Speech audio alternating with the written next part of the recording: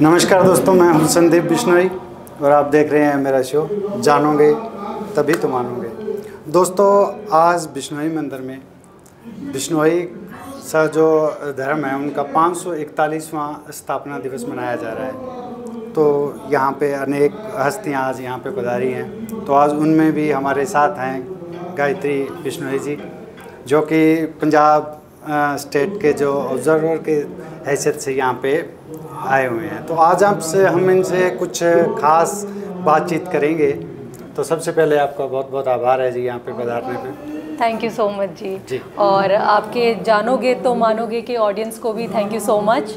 And आप सभी को और आपके माध्यम से जितने भी मेरे बिश्नोई समाज के भाई बंधु हमें देख पा रहे हैं, उन सभी को बिश्नोई स्थापना दिवस की बहुत बहुत शुभकामनाएं। तो गायत्री जी, पहले तो एक हमारे यहाँ समाज में थोड़ा सा लड़कियों को लेके एक थोड़ी सी एक नैरेटिव सेट कर रखा है। तो आप पॉलिटिक्स में आए हैं और यहाँ पे पंजाब में आके आपको कैसा लगा है, और बिश्नोई कम्युनिटी के बीच में भी आज हमारे यहाँ पे पधारे हैं, तो आप कैसा महसूस कर रहे हैं? जी, मेरा सौभाग्य है सबसे पहले तो कि मैं आज यहाँ पे मंदिर के प्रांगण में हूँ और पंजाब की धरती पे हूँ, अबोर में हूँ। और जो आपने कहा कि महिलाओं को या फिर जो फीमेल्स हैं हमारी, उनको थोड़ा पीछे रखा जाता है, समाज के स्तर पे भी देखा जाए या पॉलिटिकली भी हम लोग, सोशली भी हम लोग देखें और पॉलिटिकली भी हम लोग देखें, तो इसमें मेरे खुद के पर्सनल ऑब्जर्वेशंस है कुछ। देखो, ओवरऑल अगर हम सोसाइटी के प्रोस्पेक्ट से बात करें तो इसमें कोई दो राय नहीं है कि महिलाएं उस लेवल पे अभी आगे अपफ्रंट नहीं है जिस लेवल पे होना चाहिए। अगर हम पुरुषों के साथ बराबरी की बात करें तो उसके साथ में सरकार बहुत सारे कार्यक्रम्स भी रखती है, योजनाएं भी रखती है, और हर तरीके से कोशिश की जाती है कि कैसे ना कैसे करके, चाहे वो रिजर्वेशन की बात हो या किसी न किसी तरीके से उनको आगे पुश किया जाए ताकि उनकी लीडरशिप आगे निकल करके आए। और रही बात बिश्नोई समाज की, तो इसमें मेरा ऑब्जर्वेशन बिल्कुल उल्टा है जी। मतलब क्योंकि मैं खुद इतनी सौभाग्यशाली हूँ कि मैंने बिश्नोई धर्म में और बिश्नोई समाज में मैं हुई, और जिसकी बदौलत मैं आज इस, अगर मैं पद की बात करूं, मैं किसी अहंकारवश में नहीं कह रही हूं, और जिस प्लेटफॉर्म पे मैं आज हूं तो वो कहीं ना कहीं मेरे माता पिता की सोच और मेरे समाज की सोच की वजह से मैं यहाँ हूँ।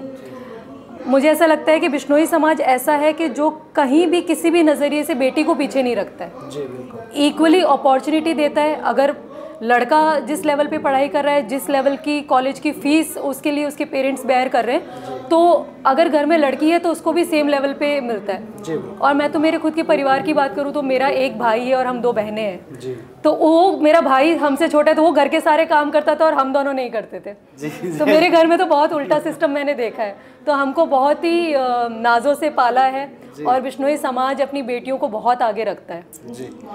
तो आप पहले थोड़ा सा अपने बारे में, आपने पढ़ाई कहाँ से की और ये पॉलिटिक्स में आने का आपने कैसे सोचा, इसके ऊपर थोड़ा सा बताइए। मेरी पढ़ाई, मेरी स्कूलिंग तो बाड़मेर से है। मैं बाड़मेर से हूँ वैसे, गुड़ामालानी क्षेत्र से भलीसर मेरा गांव है, और बाड़मेर से मेरी स्कूलिंग हुई है। क्योंकि मेरे पिताजी आर्मी से रहे हैं तो वैसे मैंने बहुत अलग अलग जगह, जहाँ जहाँ मेरे फादर स्टेशन थे वैसे पढ़ाई की, बट मेरी सेकेंडरी और सीनियर सेकेंडरी मेरी बाड़मेर से रही है। उसके बाद में मैं कॉलेज की पढ़ाई के लिए जयपुर आ गई। महारानी कॉलेज से मैं पास आउट हूँ। एमिटी से मैंने मेरी मास्टर्स की, और उसके साथ साथ में जब मैं महारानी में भी थी तो पॉलिटिकली मैं थोड़ा इन्फ्लुएंस्ड रहती थी, और कहीं ना कहीं मुझे ये नहीं पता था कि मुझे राजनीति करनी है उस समय पे। पर मुझे ऐसे लगता था कि यार ऐसे ही तो नहीं आए हम, कुछ तो अलग करेंगे जीवन में। और क्योंकि हम जिस समाज से आते हैं तो ये इस समाज ने बहुत संघर्ष किए हैं, हर लेवल पे अपने स्तर की लड़ाइयाँ लड़ी है। तो मैं जिस गांव से आती हूँ, मैं जहाँ से आती हूँ, मैं भलीसर के एक छोटे से गांव से आती हूँ। के जी अभी यहीं थे, गुड़ामालानी से हमारे विधायक भी है और मंत्री साहब भी हैं, तो वो जानते। अभी मैं उनसे यही बात करी थी, मंच पे हम दोनों बैठे थे, तो मैंने कहा कि कहने को तो कहते हैं भलीसर इतना छोटा सा गाँव है, गुड़ामालानी इतना छोटा सा क्षेत्र बड़ा है, बट थोड़ा पिछड़ा हुआ होने के कारण क्षेत्र से इतने प्रतिभाशाली लोग हैं बट उतनी अपॉर्चुनिटीज़ नहीं मिलती। पर मैंने कहा कि आज इस मंच पे हम दो जने गुड़ामालानी से बैठे हुए हैं, तो ये हमारे लिए बहुत गर्व की बात है। और अगेन तो पॉलिटिकली मेरा ऐसा कुछ मैंने कभी नहीं सोचा था, बट मुझे ये ज़रूर लगता था कि मुझे कुछ बेटर करना है अपने जीवन में। और उसी के तहत मैं जैसे जैसे आगे बढ़ती गई, मैंने masters in journalism and mass communication किया और मैंने 2 साल जॉब भी की और उसके बाद में मैंने एक अपना व्यवसाय इस्टेब्लिश किया जयपुर में ही। मीनवाइल मेरा थॉट ये था कि अगर कुछ करना है सोसाइटी के लिए तो 2 ही मेजर रास्ते हैं, या तो आप यूपीएससी क्रैक करो या फिर आप राजनीति करो। तो मैं पढ़ाई में बहुत एवरेज थी, तो यूपीएससी तो मेरे बस की थी नहीं। बट क्योंकि विजन मेरा क्लियर था और नीयत मेरी साफ थी, तो मुझे ये था कि समाज के लिए और लोगों के लिए कुछ करना है तो politics is the best way जहाँ से मैं कुछ कंट्रीब्यूट कर सकती हूँ। तो ऐसे ही मैंने अपने तो जैसे आपने कहा भी पॉलिटिक्स है, साफ़ सुथरी पॉलिटिक्स है, लेकिन जब इंडियन हिस्ट्री की बात करें तो बड़ा ये एक ऐसा मुद्दा है भी इतनी साफ तो हो ही नहीं सकती, लेकिन अगर आपने जैसे कहा भी नीयत साफ हो तो सब कुछ पॉसिबल है। तो आज आप लड़कियों का जो पॉलिटिक्स में है किस तरह भविष्य देखते हैं, उनको क्या संदेश देना चाहते हैं जो कि पॉलिटिक्स में इंटरेस्टेड है लड़कियाँ? जी, सिर्फ लड़कियों को ही नहीं, मैं समस्त युवा को अपना एक मैसेज देना चाहती हूँ, क्योंकि मैंने लड़कियों से ज़्यादा लड़कों का स्ट्रगल देखा है पॉलिटिक्स में। जी, अगर देखा जाए तो जी दोनों में अपने दोनों के प्लस माइनस है। महिलाओं के लिए इसलिए मुश्किल होता है क्योंकि उनको समाज की और दूसरी बहुत सारी कुरीतियों से लड़ना पड़ता है। युवाओं के लिए इसलिए मुश्किल होता है कि कंपटीशन बहुत है और फिर तरीके बहुत अलग अलग तरीके से होते हैं, या पैसे लेके राजनीति कर लो या फिर आपकी पीढ़ी में कोई बड़ा पॉलिटिशियन रहा हो तभी आप सक्सेसफुल होते हो, तो बहुत टफ रहता है दोनों तरफ से। बट दोनों के लिए मेरा जो अगर मैं एक कोई संदेश देना चाहूँ तो मैं ये कहूँगी कि आपके विजन्स बहुत ज़्यादा क्लियर होने चाहिए कि आपको लाइफ में क्या करना है। मुझे ऐसा लगता है कि मेरे विजन बहुत ज़्यादा क्लियर थे। ऐसा नहीं कि मैं फाइनेंशियली बहुत साउंड थी या फिर मेरे बाप दादाओं में या पीढ़ी में पीछे कोई राजनीतिज्ञ रहा है, ऐसा कुछ भी नहीं है। बट मेरा विजन क्लियर था, और जब विजन आपका क्लियर होता है, अगेन नीयत आपकी साफ होती है, तो व्यवस्थाएं अपने आप बैठती है। जी, क्योंकि जैसे हमारा समाज है ना, लड़कियों को ऊपर एक बोझ रहता है घर की इज्जत का। हालांकि ऐसा नहीं है भी लड़कों के पास वो नहीं होता, लेकिन क्या होता है, एक लड़कियों को वैसे ही थोड़ा सा उस चीज़ की प्रेशराइज किया जाता है। तो पॉलिटिक्स में देखने के बाद एक बार घर में थोड़ा सा माहौल ऐसा हो जाता है, अभी लड़की है तो वो क्या पॉलिटिक्स करेगी जी, और इसमें जाने के मैं साफ शब्दों में आपका प्रश्न बोल देती हूँ कि कहीं कोई उसका गलत फायदा ना उठा ले, जो हमारे माइंड में यूजुअली रहता है। बट इसमें भी मैं ये कहूँगी, देखो क्योंकि मैं शुरू से आम आदमी पार्टी में रही हूँ और मुझे नहीं पता, मुझे अन्य पार्टियों का अनुभव नहीं है, और जितना हम सुनते हैं और देखते हैं बहुत तरीके की चीज़ें होती हैं, और मैं अन्य पार्टी की महिला लीडर से भी मिलती हूँ तो उनकी भी बातें सुनती हूँ। बट फॉर्चुनेटली जो मेरी पार्टी है, मतलब मुझे कभी भी सेंस ऑफ इनसिक्योरिटी फील नहीं हुआ। मैंने बड़े से बड़े लीडर्स के साथ में काम किया, छोटे से छोटे कार्यकर्ता के साथ में रात भर पार्टी का प्रचार प्रसार किया। मुझे कभी भी ऐसा फील नहीं हुआ कि मैं अनसेफ हूँ कहीं पे भी। हमेशा हमारी कैपेबिलिटीज़ को देखा गया और मैं किस चीज़ में लायक हूँ मुझे वहीं डाला गया, और शायद यही कारण है कि आज मैं स्टेट ऑब्जर्वर हूँ पंजाब की। और अगर देखा जाए तो जो मेरी उम्र है उस हिसाब से जो मुझे जिम्मेदारी है, वो मेरी जिम्मेदारी बड़ी है। पर वो जिम्मेदारी भी इसीलिए कहीं ना कहीं पार्टी ने दी है कि उनको लगता है कि she is capable enough to do all these things. तो एक मेरा मैसेज ये भी है कि देखो, अगर ये हमने सोच लिया कि अगर हम पॉलिटिक्स में जाएंगे तो बहुत सारे दूसरे रास्ते हैं, लोग कहते हैं कि तुम्हें गलत रास्ता चुनना पड़ सकता है, इसके अलावा तुम सक्सेसफुल नहीं हो सकते, ऐसा कुछ भी नहीं है। अगेन मैं एक चीज़ कहूँगी कि आपके इंट्यूशंस, आपके एम्बिशंस, आपके विजन बहुत क्लियर होने चाहिए। अपने आप रास्ते बनते हैं, जहाँ पे आपको लगता है कि नहीं यहाँ पे मेरा उठना बैठना हो सकता है कि ये मैं सिक्योर माहौल फील नहीं कर रही हूँ, तो इसका मतलब ये नहीं कि आप अपना करियर ही छोड़ दो।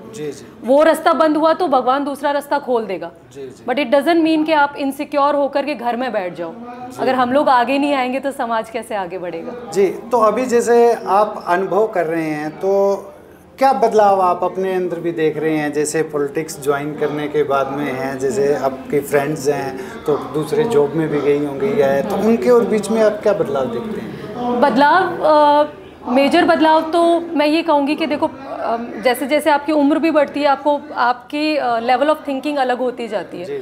तो अभी जिस स्टेज पे मैं हूँ, अब क्योंकि अब मैं पब्लिक डीलिंग में हूँ, मैं रोज़ 100-200 लोगों से कभी कभी मिलना होता है, कभी ज़्यादा लोगों से मिलना होता है, कभी 10 लोग से ही मिलते हो आप, but day to day life में आपकी पब्लिक डीलिंग रहती है। तो साइकोलॉजिकल उनको समझना, मतलब बहुत बार ऐसा होता है कि आप मेरे सामने बैठे, मुझे पता है आप मुझसे क्या पूछने वाले हैं, तो आपको इतना अनुभव हो जाता है लोगों के साथ में बैठ के कि ये क्या चाह रहे हैं, ये किस मंशा से यहाँ बैठे हैं, इनका उद्देश्य क्या है, तो बहुत कुछ आपको क्लैरिटी हो जाती है। तो मुझे ऐसे लगता है कि as a human my mind has been grown, और मेरा दिमाग, मेरी सोचने की क्षमता बढ़ी है, और मैंने एक दायरे से बाहर निकल करके बहुत कुछ सोचना शुरू किया है। जब मैंने शुरू की थी पॉलिटिक्स, तो कहीं ना कहीं मेरे दिमाग में भी ये था कि देखो, मुझे ऐसा लगता है, और to be very upfront in front of your camera, 2 तरीके की मोटिवेशंस होती है। आइदर आपको पैसा मोटिवेट करता है कि नहीं मुझे पैसा कमाना है, मुझे जीवन में कुछ करना है, मुझे बिजनेसमैन बनना है, मुझे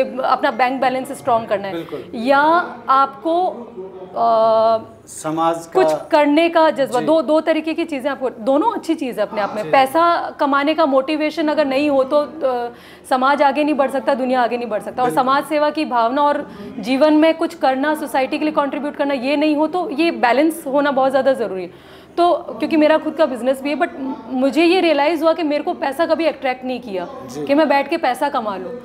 वो बोलते ना, किक नहीं मिलती उस चीज़, उस काम में किक नहीं मिलती मुझे।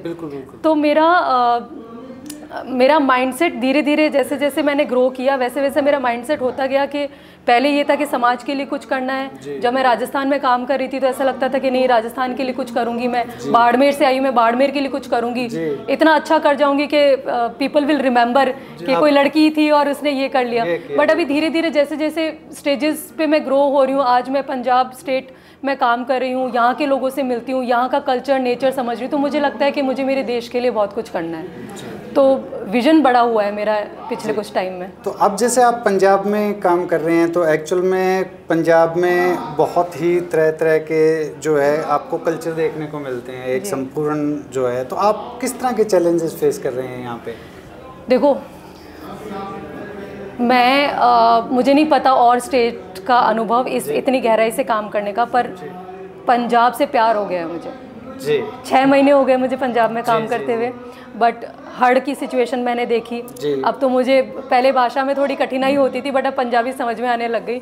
बोलना तो अभी नहीं हो पाता, आप प्रश्न मत पूछना मुझसे, बट मुझे समझ में आती है पूरी अच्छे से पंजाबी, और बहुत प्यार देते हैं पंजाब के लोग, इतना भर भर के, मतलब कोई भी आता है इतना अच्छे से बात करता है, रिस्पेक्टफुली आपके साथ में बैठ कर के आगे की, मतलब व्यक्तिगत वाद विवाद किसी का भी हो सकता है, but as a Punjabi, being a human, और पंजाब की धरती का होने का ना, मतलब बहुत मुझे बहुत डिफरेंस है, कल्चरल डिफरेंस है। और स्पेशली क्योंकि बाढ़ की स्थिति पंजाब में हमने सबने देखी अभी, और मैंने बाढ़ में काफ़ी लंबे टाइम तक काम भी किया। हम लोग ये माजा का जोन है पूरा, तरन तारण और इस तरफ सब जगह अजनाला, और ये सारा हमने कवर किया था। मतलब मैंने कभी लाइव एग्जाम्पल ह्यूमैनिटी का कहीं नहीं देखा जितना मैंने पंजाब में देखा। खुद का घर पानी से भरा हुआ है, पर दूसरे का घर खाली कर रहा है जा करके। ऐसे लोग हैं जिनका खुद का घर पानी से भरा हुआ है, नाव लगा दी उन्होंने कि नहीं लोगों की मदद करनी, सेवा करनी। और जहाँ हम जाते भी थे तो लोग ऐसे हाथ जोड़ के बोलते थे, बहन जी खाना मत लाना, बस और कुछ भी कर दो, और कुछ भी ले आना, खाना मत लाना, क्योंकि इतने लंगर, वो जो गाड़ियों के ऊपर लंगर सेवा होना, कार सेवा क्या बोलते हैं जिसको? नहीं, अब वो कार सेवा है। दूसरी बात क्या है, अब की बार पंजाब से भी है, हरियाणा से भी है, राजस्थान से भी है, बहुत ज़्यादा जो ये हुआ है, बहुत ज़्यादा। और पंजाब, मतलब हर बाढ़ की स्थिति बहुत राज्यों में होती है। बिहार बाढ़ की त्रासदी हमेशा फेस करता है, और भी बहुत जगह, दिल्ली में इस बार बहुत बुरा हाल था।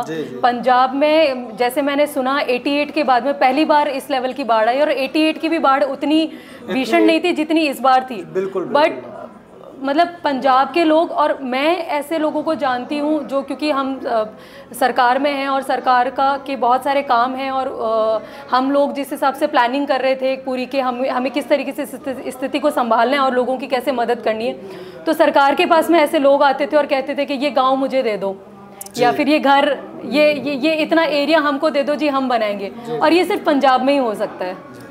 तो जैसे अभी पॉलिटिक्स की बात कर रही है, आप यहाँ पे निरीक्षण कर ही रहे हैं, तो जैसे हमारा ये बिश्नोई बेल्ट बहुल बेल्ट है, इसको सेंचुरी भी है। जी जी जी। तो एक यहाँ पे क्या है, बहुत समस्याएं हैं, इनके ऊपर भी थोड़ा सा आपने गौर भी की होगी, क्योंकि हम लोग बिश्नोई लोग हैं और जानवर को हर्ट नहीं कर सकते। बिल्कुल। लेकिन इसमें अभी उस लेवल पे जैसे सूर है या जो आवारा पशु है उनकी तादाद बढ़ती जा रही है, तो आप इस पर किस तरह हमारी मदद कर सकते हैं? देखिए इसमें क्योंकि इतनी जो क्षेत्र की समस्याएं हैं, अभी तक तो मैं क्योंकि संगठन पे काम कर रही हूँ, और क्षेत्र की समस्याएं अभी हम लोग जैसे अब एमएलए साहब के साथ में भी बैठेंगे और यहाँ पे हल्का इंचार्ज उनके साथ में भी बैठेंगे, और जो भी इस लेवल की समस्या होगी हम कोई ना कोई इसका समाधान ज़रूर निकालेंगे, और हायर अथॉरिटी के पास में भी यहाँ की समस्याएं लेके जाएंगे कि ग्राउंड लेवल की ये प्रॉब्लम्स है जो हमारा डे टू डे जो चाहे हमारे समाज के लोग हैं या क्षेत्र के लोग हैं वो ये सब फील कर रहे हैं। तो डेफिनेटली हम आगे इसके ऊपर कुछ ना कुछ हल ज़रूर निकालेंगे। जी, तो आपका भी बहुत ज़्यादा टाइम अभी कीमती आपने भी जाना, आप एक लास्ट संदेश अपने को पूरे यूथ को और खासकर जो हमारी बिश्नोई बच्चियां हैं अभी जो कर रही हैं उनको आप क्या देना चाहेंगे? तो आपके माध्यम से जैसा मैंने पहले भी कहा है कि विजन क्लियर रखिए, हौसले बुलंद रखिए, व्यवस्थाएं अपने आप बैठेगी, बस अपने मिशन पे डट के लगे रहिए, समाज का नाम बहुत ऊंचा करिए और देश का नाम ऊंचा करिए। थैंक यू जी, बहुत बहुत धन्यवाद जी आपका। थैंक यू जी आपका।